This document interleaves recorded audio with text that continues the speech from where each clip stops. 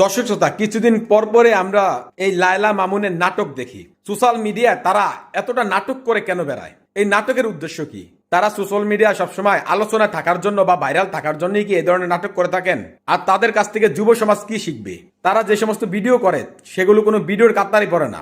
দেখলাম যে সোশ্যাল মিডিয়ায় এই লায়লা মেকআপ করে তার দুই গাল লাল করে ফেলছে, তারপর সে এসে সোশ্যাল মিডিয়ায় এই ধরনের ভিডিও আপলোড করে দিচ্ছে যে সে এখন প্রিন্স মামুনের জন্য বাঁচবে না, সে এখন প্রিন্স মামুনকে হারিয়েছে, একাকে বেকা হয়ে গেছে। এটাই জনগণকে বুঝাতে চাচ্ছে। মূলত সে জনগণকে এটা বুঝাতে চাচ্ছে না, সে বিয়ের নেশায় এই ধরনের কর্মকাণ্ড করছে।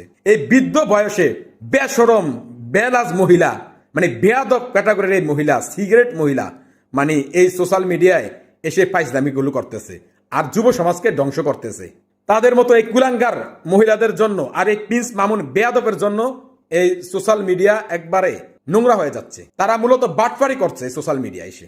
নিজেদের লাইফে আসলে কি আছে কেমন আছে সেটা দেখার বিষয় না, এ ধরনের কন্টেন্ট দিনের পর দিন তারা আপলোড করে যাচ্ছে। আমি মনে করি প্রশাসনের উচিত এই প্রিন্স মামুনকে এবং লায়লাকে একসাথে গ্রেপ্তার করে রিমান্ডে দেওয়া উচিত। তাকে এমন রিমান্ড দেওয়া উচিত যাতে ভবিষ্যতে সোশ্যাল মিডিয়া এসে এই ধরনের কর্মকাণ্ড না করতে পারে।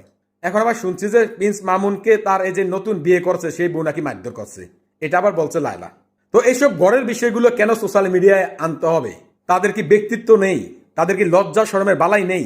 স্বামী স্ত্রী ঘরের মধ্যে ঝগড়া করলে সেটা অন্য কেউ শুনলেও তো সেটা আমাদের মতো মানুষের কাছে লজ্জা লাগে, আর তারা এগুলো মানে দাঁত কেলিয়ে কেলিয়ে সোশ্যাল মিডিয়ায় বলে বেড়াচ্ছে। কতটা নির্লজ্জ বেয়াদব হইলে এই সমস্ত কর্মকাণ্ড করতে পারে? তো যাই হোক, এই বিষয় নিয়ে আমার এই চ্যানেলে লং ভিডিও আপলোড করা আছে, আপনারা চাইলে সেই ভিডিওটি দেখে আসতে পারেন।